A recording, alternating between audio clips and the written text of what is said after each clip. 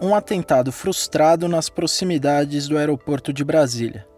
Um grupo de extremistas acampado há semanas na capital federal. As respostas das autoridades e da lei a crimes que se repetem desde o fim das eleições. Eu sou Antônio Mami e esse aqui é o Durma Com Essa, o podcast de notícias do Nexo.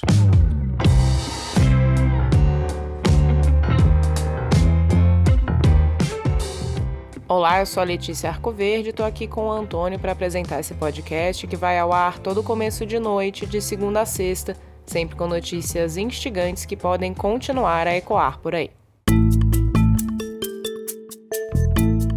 Segunda-feira, 26 de dezembro de 2022.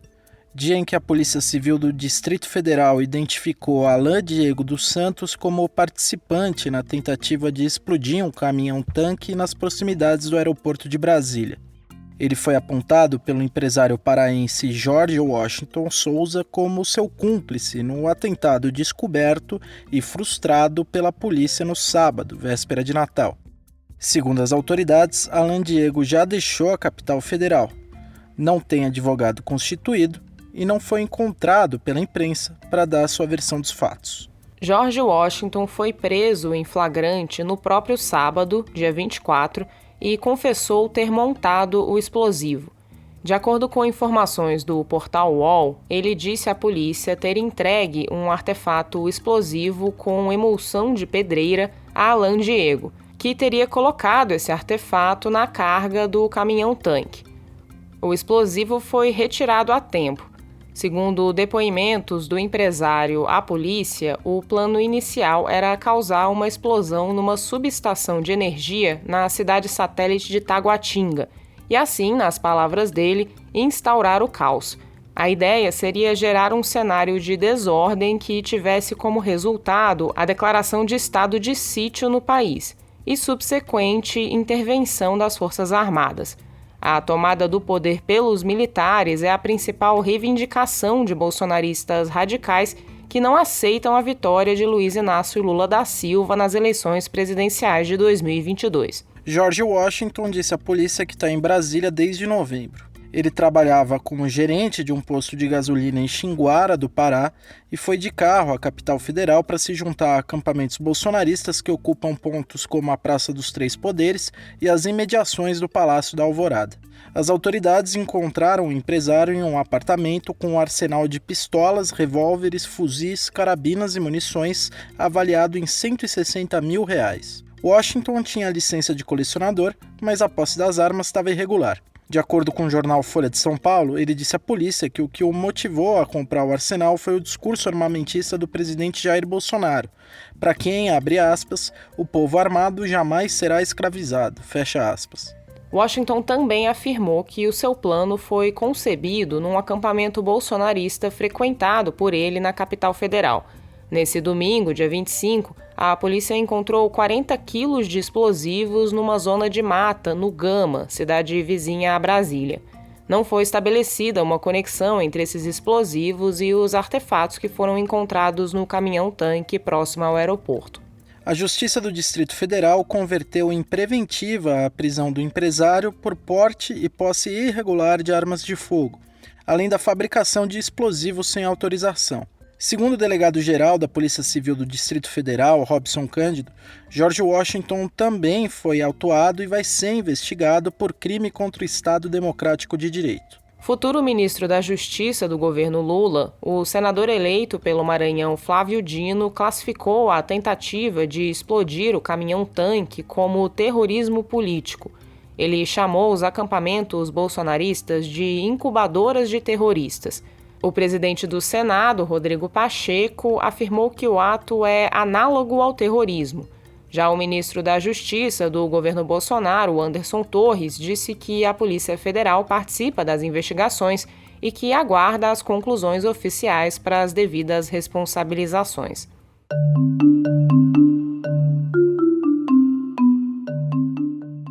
Autoridades reagiram chamando os atos de terroristas. E o Brasil tem uma lei para combater o terrorismo. É a Lei 13.260, sancionada pela ex-presidente Dilma Rousseff em 2016.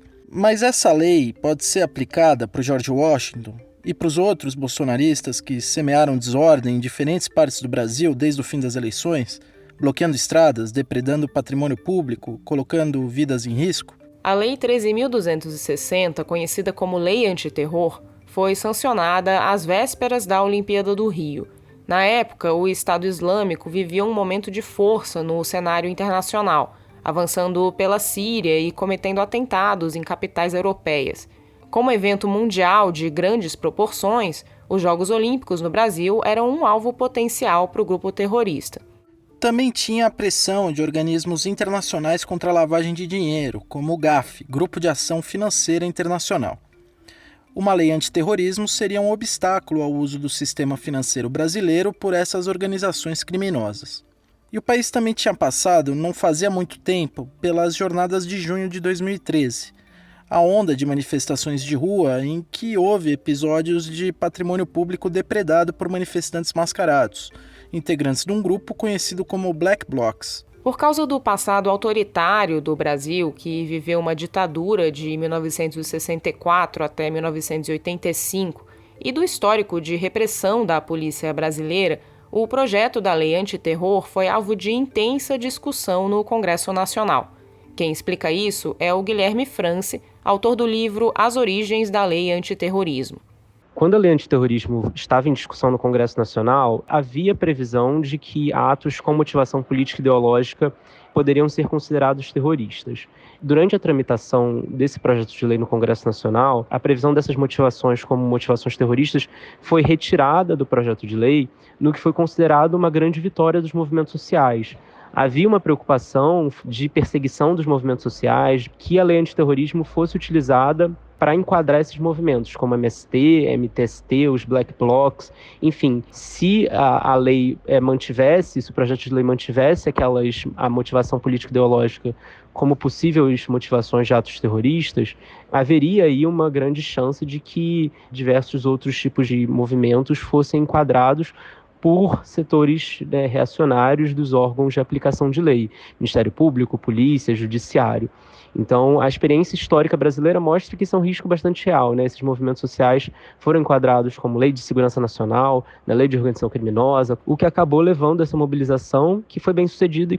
Como disse o Guilherme France, a lei sancionada pela Dilma excluiu expressamente os casos de conduta individual ou coletiva de pessoas em manifestações políticas, movimentos sociais, sindicais, religiosos, de classe ou de categoria profissional, que tenham por propósito contestar, criticar, protestar ou apoiar com o objetivo de defender direitos, garantias e liberdades constitucionais.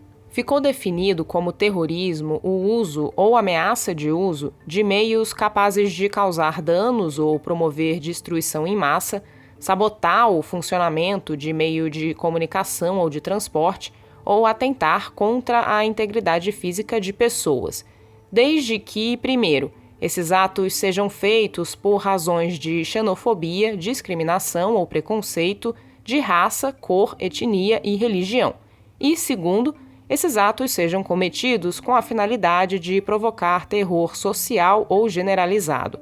Por isso, o caso do George Washington, o seu atentado frustrado ao aeroporto de Brasília, não se enquadra na lei antiterror, já que ele confessou ter agido por motivações político-ideológicas.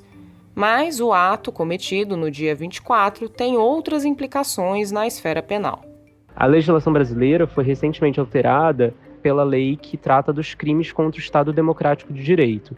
E entre os tipos penais, os crimes previstos nessa lei, tem a abolição violenta do Estado Democrático de Direito e a tentativa de golpe. Então, esses são dois tipos penais que possivelmente se enquadram na situação que aconteceu, que foi descoberta em Brasília. Ainda existem os tipos penais previstos no Código Penal, até por conta da posse de produtos de uso restrito, de venda restrita, como os explosivos que foram encontrados com a pessoa. Então, o Código Penal também prevê uma série de tipos penais que podem eventualmente ser enquadrados, e mesmo se for identificado que existe uma organização criminosa, né, que não é um indivíduo sozinho que estava conduzindo aqueles atos, que havia um planejamento incluindo mais pessoas, pode ser que o ato também seja enquadrado na própria lei de organização criminosa. Essa lei dos crimes contra o Estado Democrático de Direito, a qual o Guilherme Francis se referiu, está em vigor desde 2021. Ela revogou a Lei de Segurança Nacional, considerada um entulho autoritário da época da ditadura, e passou a tratar de atos como espionagem, golpe de Estado, impedimento ao exercício dos poderes, interrupção do processo eleitoral, violência política e sabotagem.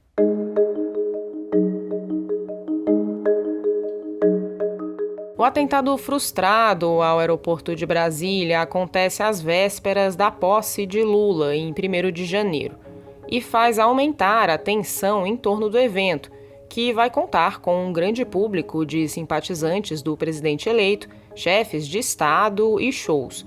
Segundo os organizadores da posse, a violência bolsonarista exige uma atenção maior com a segurança do evento, mas não muda os planos. Quem não vai estar presente à cerimônia é o Bolsonaro, que assim não vai cumprir o ato simbólico de entregar a faixa presidencial para o seu sucessor. Um ato tradicional e que seria importante para reforçar a legitimidade do presidente eleito para o público bolsonarista. Se recusar a cumprir esse ato é uma atitude idêntica à do ex-presidente dos Estados Unidos, Donald Trump, que não passou a faixa para o Joe Biden após ser derrotado por ele nas eleições presidenciais americanas de 2020.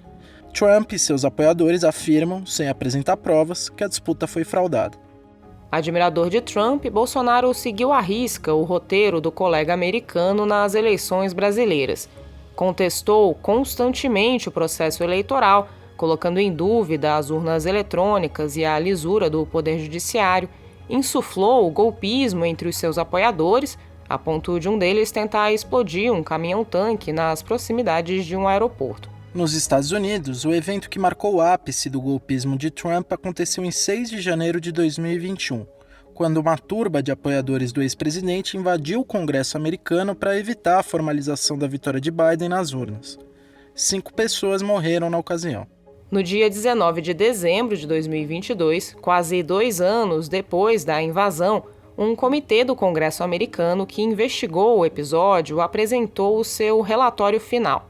Os congressistas pediram o indiciamento de Trump por crimes de obstrução de processo oficial, conspiração e por incitar uma insurreição. O comitê foi uma das frentes abertas pelas autoridades americanas para lidar com radicais que contestaram o resultado das eleições. Mais de 900 pessoas foram presas desde a invasão do Capitólio, e líderes de grupos de extrema-direita foram condenados pelo crime de sedição, que é a tentativa de derrubar à força o governo. Esse é o crime mais grave contra os poderes constituídos nos Estados Unidos. No Brasil, quase 2 meses depois das eleições, Bolsonaro está praticamente em silêncio.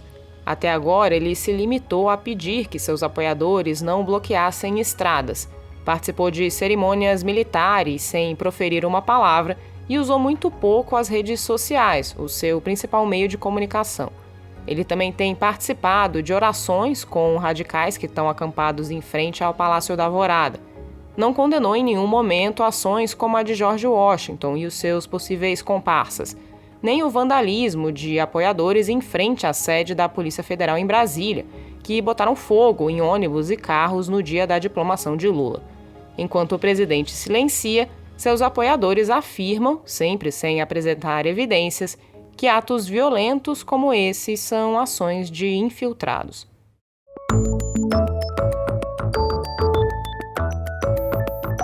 O 2023 está chegando e o redator César Gaglione separou algumas das principais expectativas em grandes temas da ciência. Ciência que é assunto-chave da Ponto Futuro, editoria do Nexo voltada a pensar em rumos possíveis para transformar o Brasil e o mundo. Uma das principais expectativas científicas para 2023 são as promessas do presidente eleito Luiz Inácio Lula da Silva para o meio ambiente. Ele pretende zerar o desmatamento e a degradação da Amazônia até 2030. Nesse momento em que todos os países estão olhando para a crise climática, usar a ciência para conseguir consolidar essa promessa é um passo importante.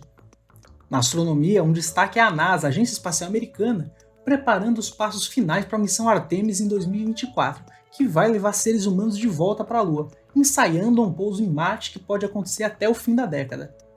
Já na saúde, 2023 deve trazer o fim definitivo da pandemia da Covid-19 segundo projeções, e também avanços no desenvolvimento de uma vacina contra alguns tipos de câncer, usando a tecnologia do RNA mensageiro, que foi utilizada na criação das principais vacinas contra a Covid. Do atentado frustrado ao aeroporto de Brasília, as expectativas para a ciência em 2023, durma com essa. Com roteiro de Antônio Mami, produção de Letícia Arcoverde e Isabela Cruz, participação de César Gaglione e edição de áudio de Pedro Pastoriz, termina aqui mais um Durma com essa. Até!